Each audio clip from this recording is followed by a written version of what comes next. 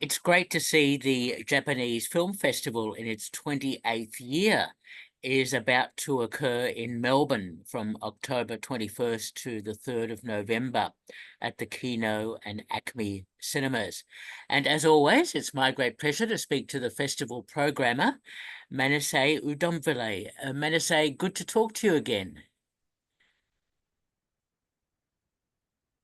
Yeah, it's good to be on the show again as well. Yeah, so welcome to Movie Metropolis. Now, were there any particular challenges in deciding which films would be part of this year's festival? Oh yeah, of course, there's always, challenges that we face every year when it comes to deciding films, but I think a challenge that we've been, kind of facing recently is the fact that some films that are coming out from Japan, they're getting a lot more popular here. So like a lot of the films that we eye for our festival, they happen to come out in mainstream cinemas as well, and we can't really get to them. So that's kind of a good thing and a bad thing, at least for Mm. us. But it's great that everyone's enjoying Japanese films in this way, and it's getting, gaining in popularity. Okay, and I gather production in Japan is very strong now. Yes, I would say so. Of course, due to the pandemic a few years back, production would have slowed down quite a bit, and the industry kind of came to a standstill. But, as you see, like in recent years, a lot of films have been coming out lately, and yeah, things are pretty much back to normal, and a lot of films coming out of Japan are gaining recognition on a global scale. Okay, excellent to hear. Now, first, I wanted to talk about the special series of films which are free Yeah. at Acme, films by Shohei Imamura. Tell me about Yes. selecting his films and yeah. Yeah, so for people who aren't aware, Shohei Imamura is quite an influential figure in the Japanese film industry. Mm. So um, he is pretty much part of a group of directors who were part of the new wave in Japan. And he is basically known for being kind of a change maker in the Japanese film industry and kind of going against the grain and having a different film style from the film director masters who came before him. So when he started out making movies, he actually worked under the great director Yasujiro Ozu, who he came to kind of rebel against, and he didn't agree with because he thought it was too conservative. So yeah, this whole retrospective is about showcasing a wide range of films from Shohei Imamura and basically showcasing his provocative style of films, which I think a lot of people will enjoy. Absolutely. And would some of those be restored prints or upgraded prints? So a lot of those are actually 35 millimeter prints, but a couple of titles are actually restored versions of the classic films. So you will be able to see them in a kind of quality that isn't usually available. So for those films that are restored versions include The Ballad of Narayama and Profound Desires of the Gods. Okay. Excellent. And Acme, of course, is a great venue. They're very good at Yes, showing yes, it's a 35 great mil. venue. And Yeah. those tickets for the special series in Melbourne will be out next week on 2nd October. Okay. Well, we should mention the website. Do people go to JapaneseFilmFestival.net?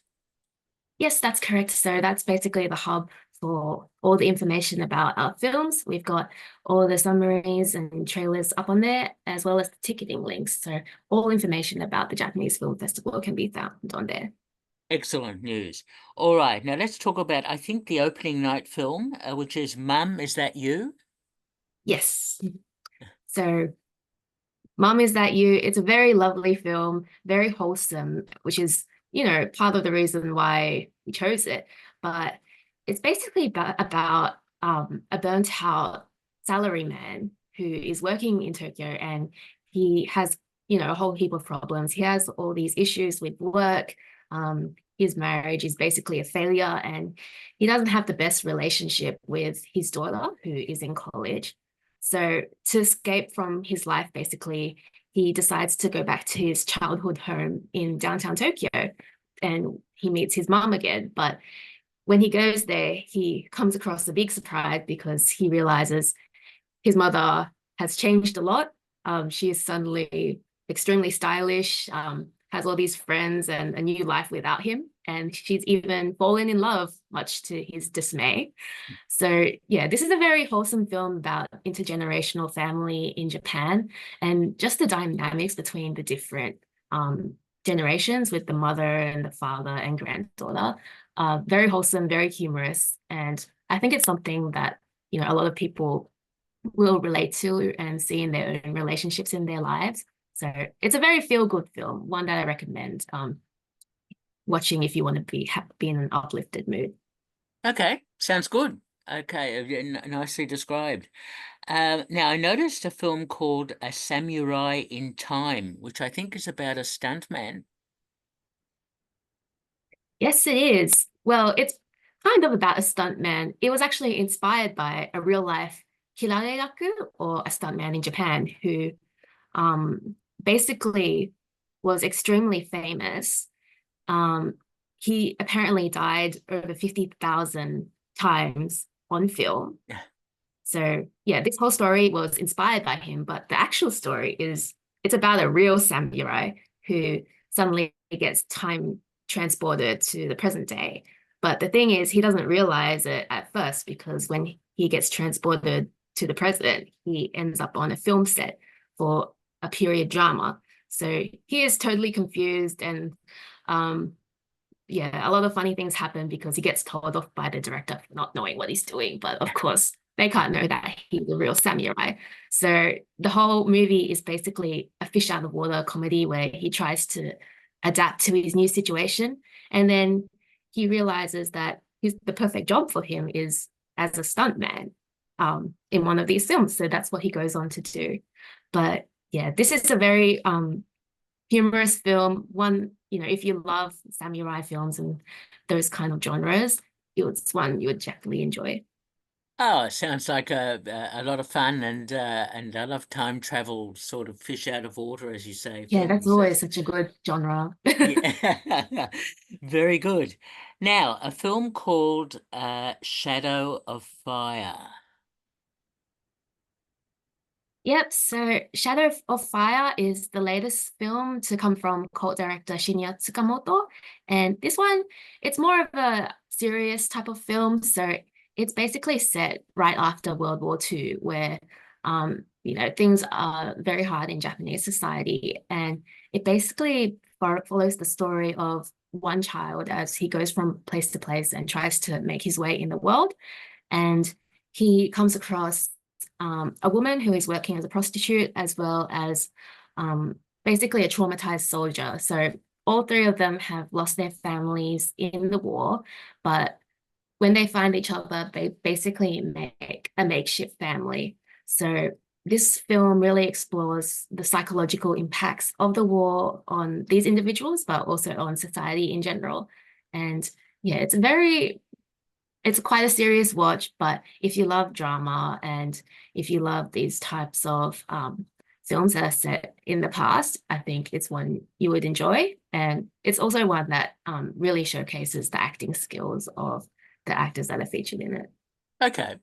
Again, demonstrating the diversity of types of films that the Japanese industry is making, Yeah, and selecting a range of films for Australian audiences. So that's terrific.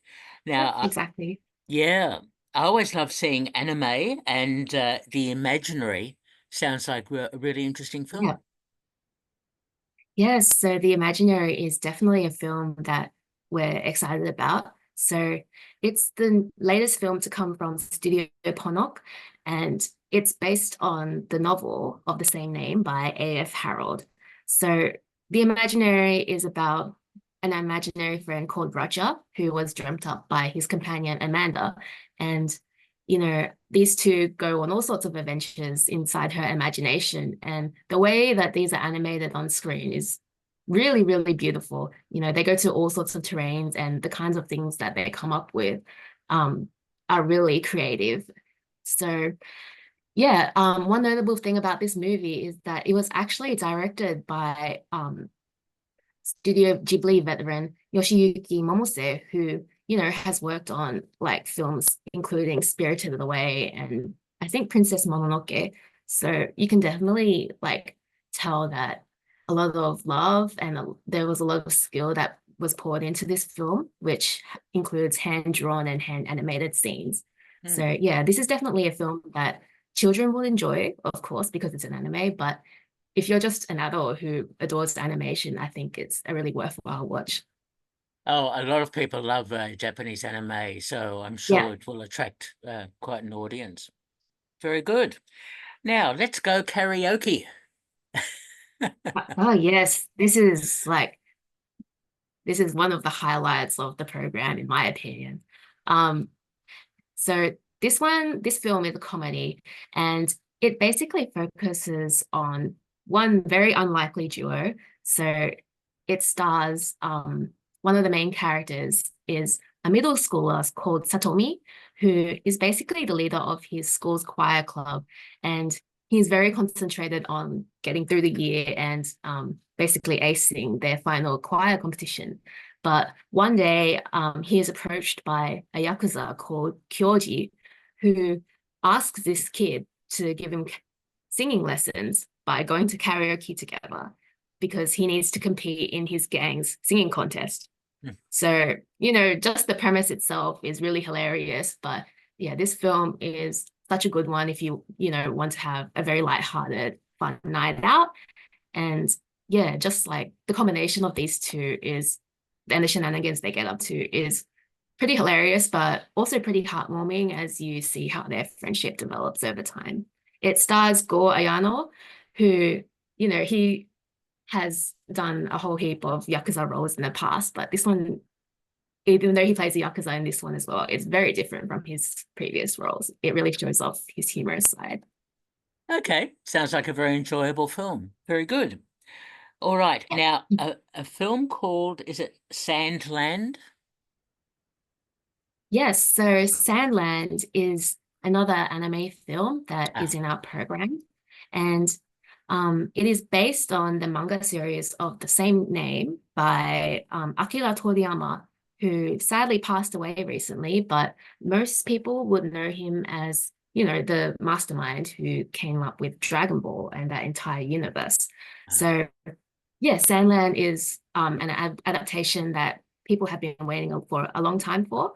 And it's basically set in a land where humans and demons coexist. And it's basically set in a very barren wasteland where water is a very precious commodity. So the story focuses on a human sheriff called Ral who teams up with the demon prince and his sidekick in order to find a legendary spring hidden in the desert.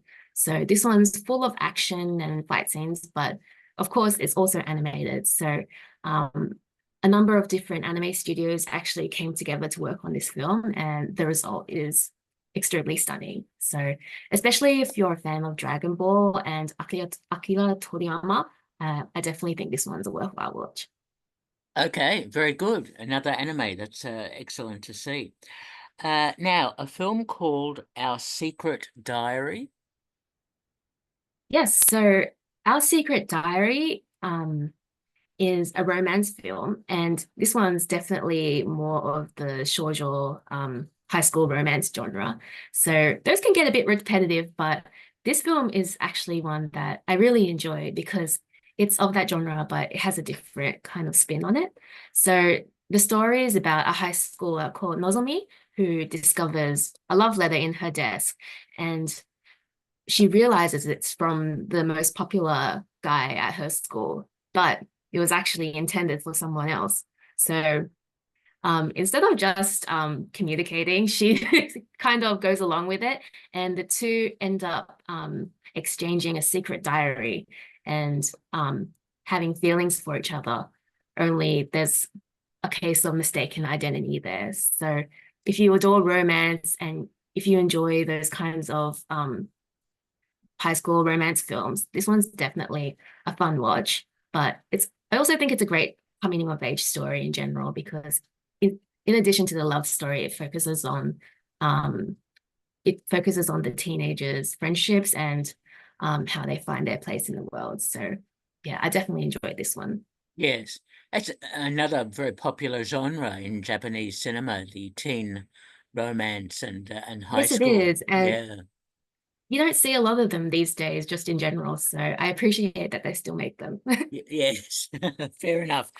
And it's in the festival, Japanese Film Festival, which is on October 21st to November 3rd in Melbourne. A film called Matched, which I read has received some awards.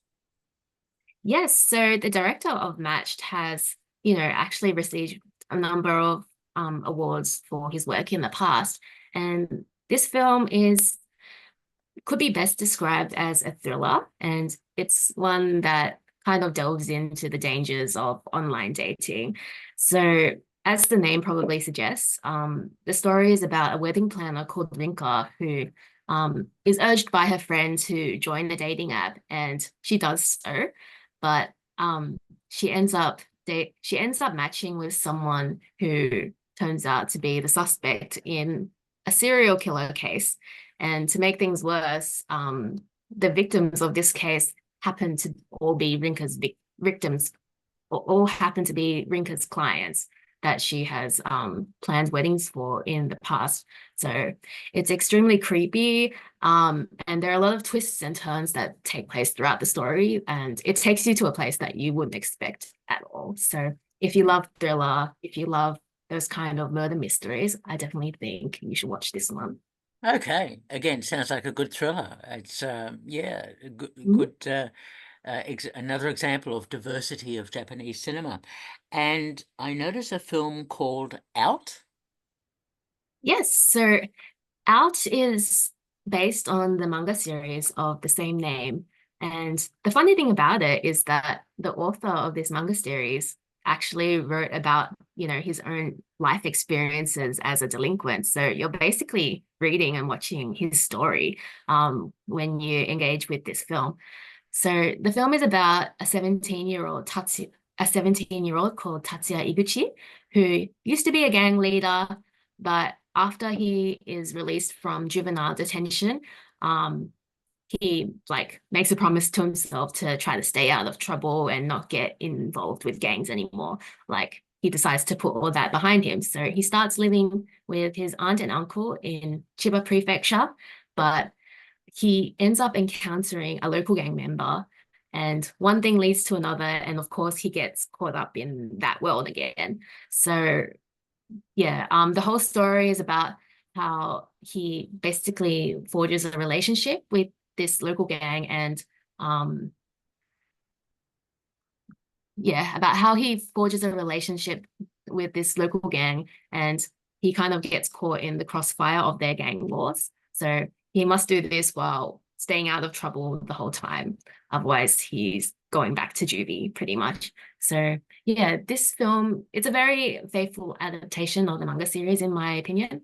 Um, if you're a fan of that story, you probably won't be disappointed by the adaptation and how they kind of brought the pages to screen. And one thing I loved about it was actually the fact that they include the actual manga panels inside the film itself. So it's really a cool effect to see. And yeah, definitely a film that I think not just manga lovers, but I think action lovers and lovers of fight scenes will enjoy in general. Okay, sounds very good. Now, are there other films in the festival, Manisay, that we haven't discussed so far that you'd like to recommend? Oh gosh. I mean, we've covered most of them, but I think we haven't yet talked about The Dancing Okami, which is another film that I really enjoyed personally.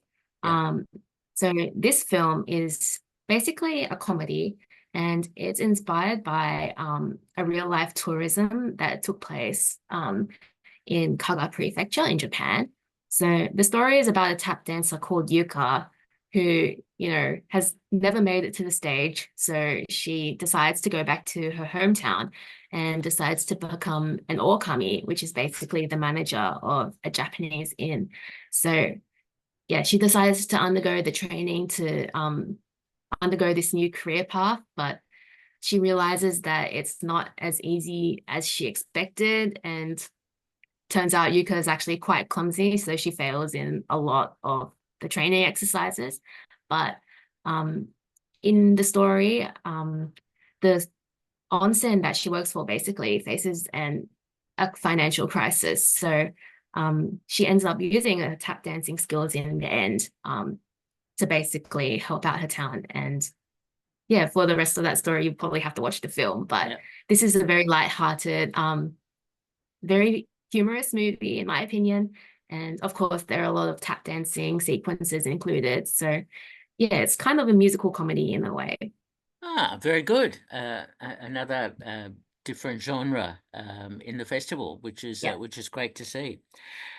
So that's all part of the Japanese Film Festival in Melbourne. And you go japanesefilmfestival.net for more details and to book tickets and to see the Imamura special series, which are free at Acme, and the other films are at the Kino Cinema.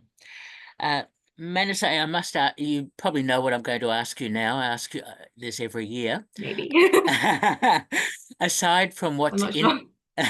aside what's in the festival, have you seen any other films of late that have impressed you? Um, well, I'm trying to think of one I've seen in the cinema lately, but I don't think I have. But one film that I did enjoy this year was definitely Godzilla Minus One, Ah, which I didn't get a chance to watch it when it came out, in the cinemas a while ago. But now that it's online on Netflix, I had a chance to watch it. And it's really as good as everyone says it is. hmm. Um, yeah, I really wish I could have seen it on the big screen, but it's a wonderful story. And of course, it features the iconic Godzilla. So it can't be a bad movie. Yeah, I agree with you. It's a really good film. I was surprised. It was an excellent film to watch. All right. Yeah, yeah. Mm. Yeah. So apart from that, there's a whole raft of Japanese films coming up from October 21st to November 3rd as part of the Japanese Film Festival in its 28th year. And it's always been a great pleasure to speak to the festival programmer, Manisay Oudomvillay. Manisay, thank you as always for talking with me. No problem. Thank you for having me on the show again. Pleasure. All the best. Bye bye. Thank you.